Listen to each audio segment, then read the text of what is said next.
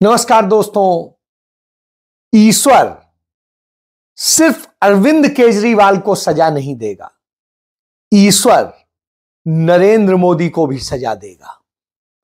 ईश्वर हर उस व्यक्ति को सजा देगा जिसने झूठ बोला है, जिसने पाप किया है, जिसने धोखा किया है। जी हां, यदि ईश्वर कहीं है तो यह जरूर करेगा, क्योंकि यह दंड मिलना ही चाहिए। क्योंकि किसी को कलंकित करना कहीं से उचित नहीं और झूठ बोलना उचित नहीं है, झूठे वायदे करना उचित नहीं है और महिलाओं, बच्चों सबका शोषण करना उचित नहीं है, देश के साथ धोखा करना उचित नहीं है। निश्चित रूप से यह करने वाले को ईश्वर दंड देगा। मैं यह क्यों कह रहा हूं?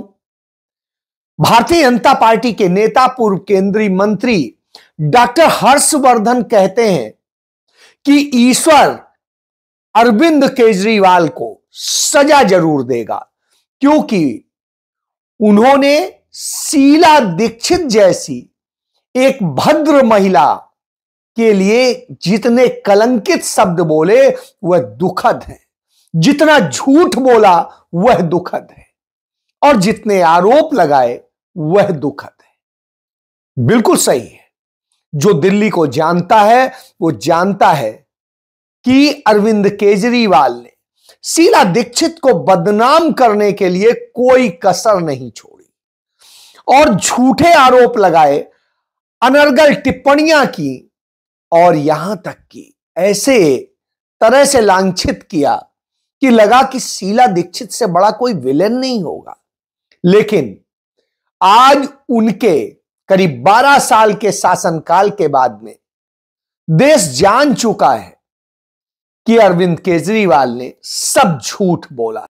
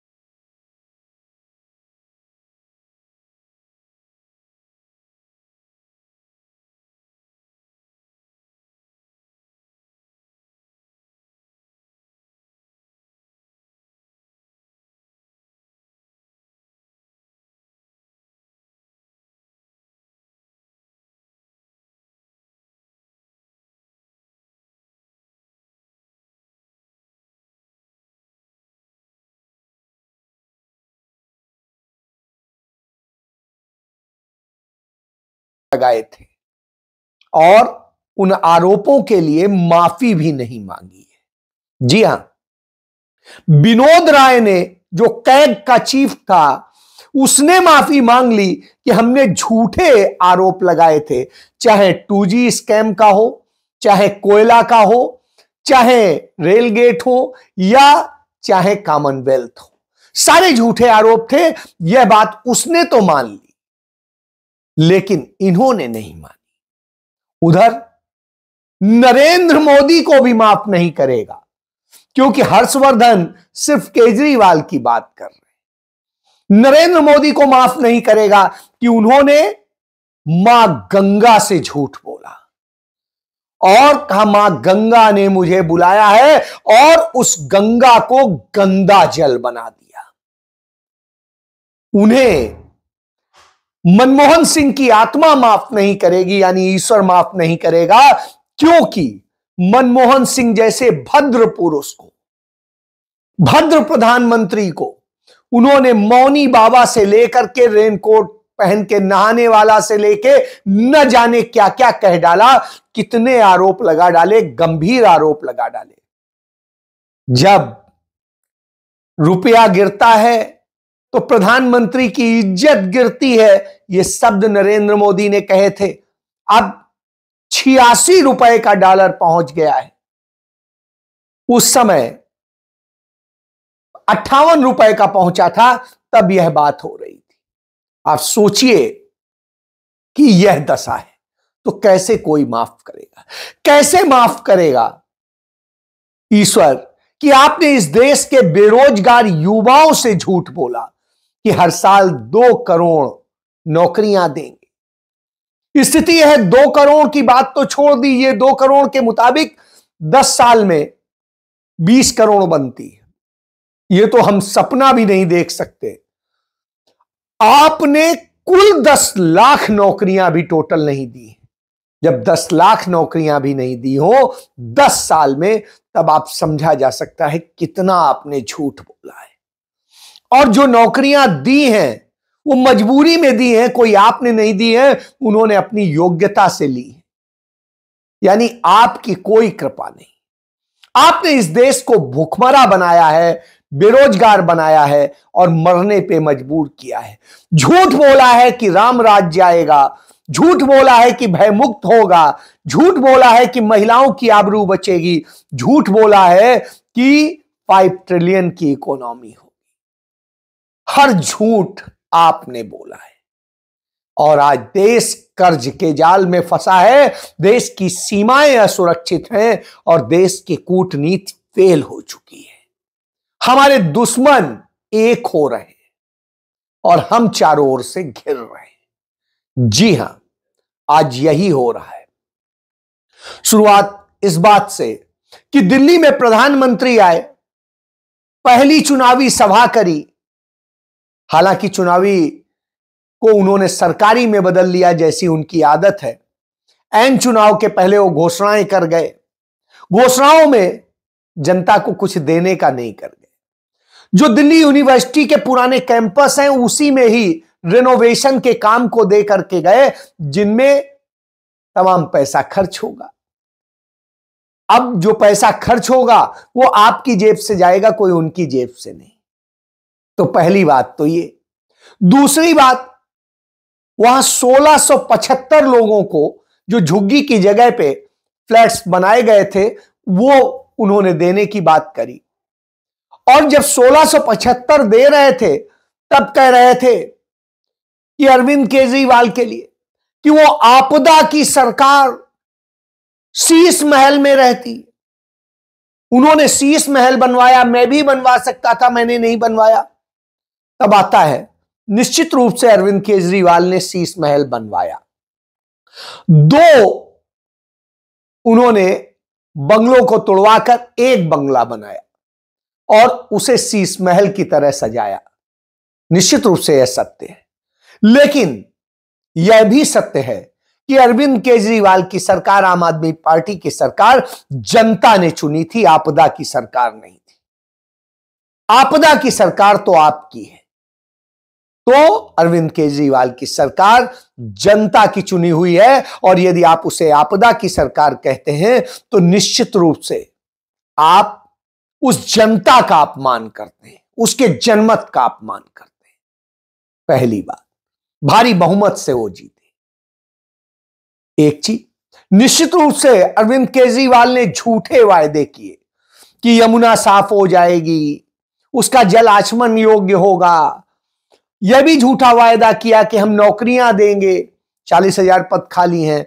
इसके अलावा उन्होंने महंगाई और दूसरे तमाम विषयों पे कहे, शिक्षा के मॉडल पेश किए, लेकिन एक भी यूनिवर्सिटी और कॉलेज नहीं बना सके।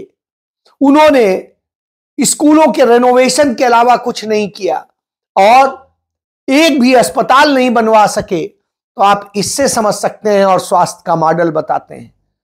तो इसलिए उनका मॉडल फेल है, और उन्होंने आउटसोर्स पे नौकरियां दी, पक्की नौकरियां देने का काम ही नहीं किया। निश्चित रूप से दुखद है, दिल्ली के साथ धोखा है। लेकिन क्या प्रधानमंत्री ने धोखा नहीं दिया? नरेंद्र मोदी ने तो सबसे पहला धोखा दिया माता गंगा को, क्योंकि अरविंद केजरीवाल ने तो यह नहीं कहा था कि मां यमुना ने मुझे बुलाया है। आपने कहा था बनारस जाके, मां गंगा ने मुझे बुलाया है। और उस गंगा को इतना गंदा कर दिया कि बीएचयू आईआईटी की जो रिसर्च है, उस रिसर्च रिपोर्ट के मुताबिक वहां का जल जहरीला हो चुका है, उसका आचमन योग्य नहीं है, और उस तरह की स्थिति है। और वहीं छोड़िए, अब ऋषिकेश हरिद्वार में भी जल इस योग्य नहीं है, वहां पर भी प्रदूषित है। आप कहते थे डबल इंजन की सरकार, राम राज्य की सरकार, तो आपने एक भगवाधारी आदित्यनाथ को, अजय सिंह बिष्ट उर्फ आदित्यनाथ को मुख्यमंत्री तो बनवा दिया, लेकिन आप दोनों ने मिलकर वहां अडानी को गंगा की सफाई का काम दे दिया, और गंगा गंदी हो गई। गंदी नहीं, गंदा नाला बना दिया आपने। और अब वही योगी आदित्यनाथ कहता है राप्ती की सफाई पे हम 650 करोड़ खर्च करेंगे, वो भी खर्च कर दे। गंगा की सफाई के नाम पे 35,000 करोड़ से अधिक खर्च हो चुके हैं, कहां चले गए पता नहीं, सफाई तो हुई नहीं, उल्टा और गंदी हो गई।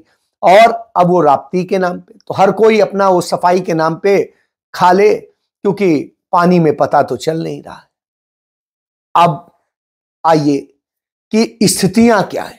नरेंद्र मोदी दिल्ली में बोलते हैं कि उन्होंने अपना तो शीश महल बोलते हैं बनाया नहीं, लेकिन 4 करोड़ लोगों को घर दे दिए। लेकिन सच क्या है? नरेंद्र मोदी के पहले डॉक्टर मनमोहन सिंह जिस 7 रेस कोर्स में रहते थे, वो एक बंगला था। अब नरेंद्र मोदी ने वहां तोड़वा के 5 बंगलों का एक बंगला बनवाया, और वो शीश महल नहीं, राजमहल है। उस राजमहल में नरेंद्र मोदी रहते हैं। तो अब आप समझ लीजिए, यदि अरविंद केजरीवाल शीश महल में रहते हैं, तो नरेंद्र मोदी राजमहल में रहते हैं। और 4 करोड़ जब घर की बात कहते हैं, तो उन्हीं की सरकार ने कुल इतने सालों में 3 करोड़ 20 लाख घरों को पास किया था, मंजूरी दी थी। और उनमें बनने की स्पीड क्या है, मैं वह बताता हूं। 2024 में उन्होंने 28 लाख घर बना करके देने की बात करी थी, और उसका जब प्रगति रिपोर्ट देखी तो 31 दिसंबर तक सिर्फ 2% पर काम हुआ है, 2% पे। यानी आप समझ सकते हैं 98% पे काम ही नहीं हुआ। तो यह इनके इसका झूठ का खुलासा है, और कितना झूठ बोलते हैं। इसके बाद राम राज्य की बात करते थे, तो राम राज्य की स्थिति क्या है? उसी वाराणसी में एक सपा के कार्यकर्ता को गोलियों से भून दिया जाता है, कोई पूछने वाला नहीं जितने बीभत्स ढंग से मारा जाता है। सहारनपुर में एक व्यापारी को सरेआम गोलियों से भून दिया जाता है, और इसी तरीके से गाजियाबाद में एक पुलिस के थानेदार को बावर्दी दुरुस्त उसको लूट लिया जाता है। अब आप सोचिए कितनी सुरक्षित है। लड़कियों के साथ रेप सबसे ज्यादा होते हैं, और तमाम घटनाएं होती हैं। तो भाजपा के लोग और भाजपा की सरकार क्या करती है? सुल्तानपुर में इनके नगर पालिका अध्यक्ष अंगद सिंह, अविनाश सिंह उर्फ अंगद सिंह, वो वहां की लड़कियों से बार बाला की तरह से नृत्य करवाते हैं, और खुद बैठ के अपने मित्रों के साथ दारू पीते हैं, और फिर क्या क्या करते होंगे आप सोच सकते हैं। तो यह स्थिति है कि इस तरह के हालात हैं, और जब इस तरह के हालात की सरकार हो, तो उससे आप राम राज्य की और लड़कियों की सुरक्षा की आप उम्मीद कर सकते हैं। और यही शायद वजह है कि इस देश में नरेंद्र मोदी के शासनकाल में 3 साल में 13 लाख लड़कियां और महिलाएं लापता हो गई। 13 लाख, एक दो नहीं। इससे आप समझ लीजिए कितना क्या सुरक्षित है। इतनी स्थिति कर दी है और उधर देश तो असुरक्षित हो ही रहा है। चीन हमारे खिलाफ तमाम साजिशें कर रहा है, जिसको मैं बार बार बताता रहता हूं, चाहे ब्रह्मपुत्र पे बांध बनाने का हो, चाहे रोड बना लेने का हो, चाहे और तरह से हो, चाहे हमारे सैनिकों को मार डालने का हो, सब कुछ हो और हम सरेंडर किए हुए।